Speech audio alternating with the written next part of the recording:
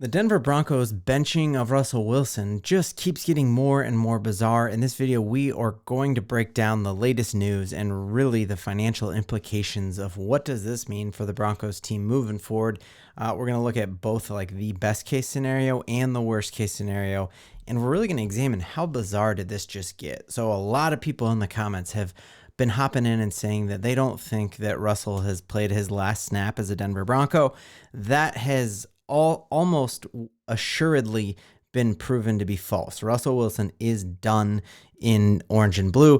Diane Rossini came out and tweeted, and this has been verified by a number of sources, that Russell Wilson is expected to be cut by the Denver Broncos in March. So that is why he's done now, is because if he were to blow his ACL or something against the Chargers, we then couldn't cut him in March and save the $37 million owed to him next year.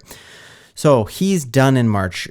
You know, even if he were able to like bounce back from this, you see the berating of him on the sideline by Sean Payton. He's not going to come over that. You're going to see Sean Payton telling him at the start of the season and like publicly saying he lost 15 pounds when Russell Wilson was trying to keep his weight under wraps. Saying Russell Wilson needs to stop kissing babies and act like he's a quarterback, not a presidential candidate. Like making fun of Russell Wilson for having his own coaching staff. Like the bad blood between Sean Payton and Russell Wilson has been brewing all season long. I have hoped that they can move past it. And the weird part of it is like they did move past it and had a 5-game winning streak. And so, but that just shows how bad Sean Payton really must have felt, because my guess is Sean Payton wanted to do this at 1-5, but really gave it the college try one more time and let Russell go. Looking at how weird this is. So James Merlatt really said it well. He said, I hear a lot that Russell Wilson's level of play wasn't worth his salary. We've said that so many times on this channel. We've said Russell Wilson isn't the biggest problem on this Broncos team. He might not even be in the top 5 biggest problems, but at what we were paying him for Mahomes or Lamar Jackson level talent. We were paying him to be an elevator, a team that could make all the players around him better. I have no doubt that you could put Russell Wilson on that San Francisco 49er team with the best tight end Kittle and Debo and Christian McCaffrey, and you could put him on that team with that offensive line and that defense, and he would be just as good as Brock Purdy. But we're paying him to be a Josh Allen, to be the kind of player who makes all ships rise.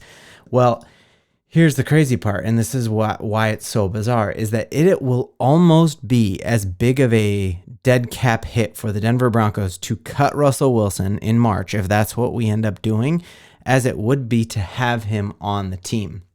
So Henry Chisholm, who's a great contributor at the DNVR, I love those dudes, talks about so it's going to create, by cutting him, if we cut him in March, we have $85 million in dead cap money. That basically is just money that prevents rich owners from taking flyers on dudes and then cutting them and just being like, well, we'll just try it again. And so this is a way of preventing that and kind of leveling the playing field, that just because you've cut a guy doesn't mean you have a zero-sum salary cap. It would be a really unfair advantage. But we are totally hamstrung. So $85 million, you can take it all in one lump sum, which would be the most in NFL history. If we took $85 million in dead cap in 1 year, it would be the most in NFL history. Even if we take it in 2 years, it's going to be the most in NFL history. I'm going to break down those numbers here in a second. But if we were to take all $85 million in 1 year, here are the dudes that we'd have to cut or trade and get rid of: Bowles, Simmons, Patrick, Jones, Jerry Jeudy, Ben Powers, Samaje, and Cortland Sutton. All of those guys would have to be done. And then we have Josie Jewell, Lloyd Cushenberry, and Troutman, all who are free agents, and we have and PJ Locke, and we have very little money left to get them and plus replace all the guys we'd have to cut. Now, I think a lot of us would probably say, if we are going to have to bite the bullet for $85 million, it would be better to do that all in 1 year than to spread it over 2 years. Like, if you're going to have like a huge setback? Wouldn't you rather really tank and have a super high pick than be mediocre for 2 years? That's something we're going to see moving forward. But just how bad must it be? How bad, how untenable must this situation have been for Sean Payton to do this? Like, truly, it should. I know a lot of people are mad at Sean, but like, you have to understand, Sean really must not believe in him to do this, because no one would take this on if it was a personality thing or if Russ just rubbed him the wrong way. This is a massive financial setback. And here is where I think the rubber really meets the road. Chris Sims, who's the son of Phil Sims, and also a couple of commentators, a couple commenters in the chat say I look like Chris Sims. I don't know if that's a good thing or a bad thing. So let me know, is that good or bad? Like, if I look like him, he seems like a handsome devil. But here is what he said. A former quarterback, he actually suited up in the orange and blue for us, and he says this: the thing that stands out on Broncos film, Payton is famous for having 9 million plays, and that is so true. If you go back and just watch, like, when we signed Payton, I was so pumped and watched just highlights, and it was, you watched no matter who we had, whether it was Taysom Hill, whether it was, obviously Drew Brees, whether it was Jacoby Brissett, any of these guys that he had, even Jameis Winston, he had like the coolest plays ever. And you look here with Russell Wilson, he runs 9 plays, and very, very few times is the play that Russell Wilson succeeds on the play that Sean Payton drew up. Like, a lot of times Russell Wilson has had those plays, and the Patriots game was a great example where it was when the play broke down, he scrambled and found the open dude, and your heart jumps and you're excited and you're pounding your fists. But that infuriates Sean Payton, because he's like, dude, I drew up a play that had 5 guys open if you had just looked in the middle. So this really shows how bad that situation must have been in order for Sean Payton to say that the alternative is like, hey, I would rather have to cut Bowles and Sutton and Judy and play with a quarterback who I think can do my system than play with this guy who does backyard football. Now, again, I don't play NFL football. I feel like we have to trust Sean Payton in this. Here's another really interesting thing, and this is where I did find some hope. So this is the biggest dead caps in NFL history. The first concerning thing is that the biggest dead cap in NFL history is Matt Ryan, and this is for the Indianapolis Colts and Matt Ryan, and it's a $40 million in dead cap.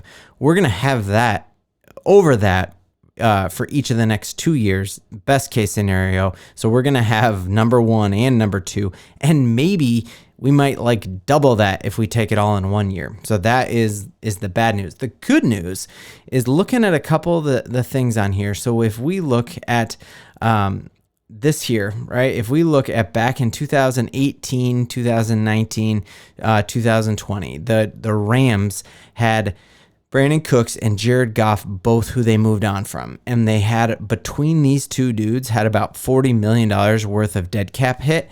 They were able to kick the can down the road and obviously win the Super Bowl when Von Miller was there.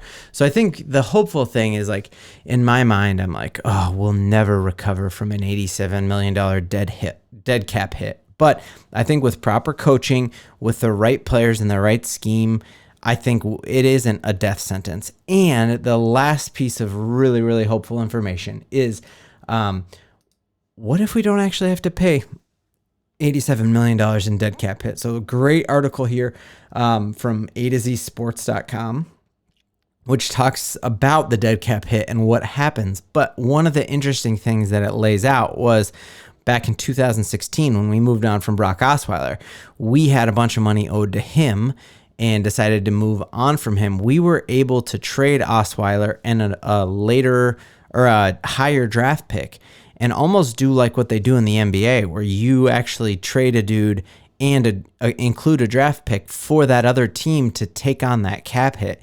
It's very rare in the NFL. There's a lot of salary cap differences in NFL and NBA, but it's cool to see that the Broncos have done this, have utilized it before, and could that happen again? And so what this article talks about is that, yes, it could happen.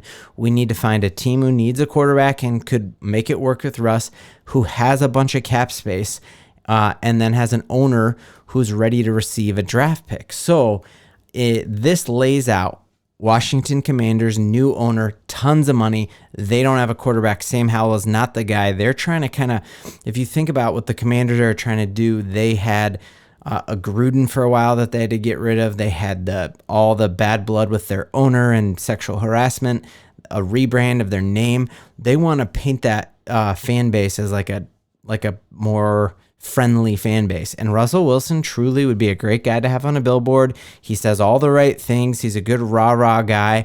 And if they design a kind of run-first system there with a good defense and they let him play backyard football, he could be successful in the Commanders. And so please, Commanders, take this cap hit. The other one that it gave was really interesting was the New England Patriots. And if you actually watched the Broncos game from the nightmare before Christmas, when all of our hopes were dashed and our quarterback was cut, it shows Bill Belichick meeting Russell Wilson after the game. And you just, you can feel a lot in there. And you just hear Bill Belichick say, really respect you, man. Hell of a lot of respect for you. And you just see, that's real. So if Bill Belichick is there still, if not, they're trying to fill the void of Brady's gone. Belichick's gone. What's the identity in New England going to be? Who knows? And Robert Kraft, kind of an egomaniac, Jerry Jones type dude, could he bring in Russell Wilson? They have the cap space. They need a quarterback. And the last one it gave is the Las Vegas Raiders. So will the Denver Broncos face up against Russell Wilson in the AFC West even? Who knows? Truly, let's hope for that, because at this point, that is the best case scenario. I think the best case scenario in all of this would be Russell Wilson saying, I want to make a Sean Payton, I've seen what your system can do these last two games with Jared Stidham. I want to take an NFL setting cap hit off of the table, and I want to play for you on a vet minimum, and I want you to build around me, and I want you to make me a Hall of Fame quarterback again, and I want you to give me Kittle and Debo and that kind of talent around me, and help me be back in the talk for the Hall of Fame. Help me be back in national commercials because I'm playing in playoff games. Help me get that second Super Bowl ring that I should have gotten by handing the ball off to Marshawn Lynch. All of that is a long shot. So I think our next best bet is that the Denver Broncos are able to trade Russell Wilson and another team absorbs his contract for some draft capital. So that is my big hope. Broncos country, what do you think? And also, I got a new catchphrase to kind of end this. I can't say let's ride anymore because people hated it and Russ is gone now. So Broncos country, giddy up. Is that going to work? I don't know. I'm still workshopping it. Giddy up. Giddy up.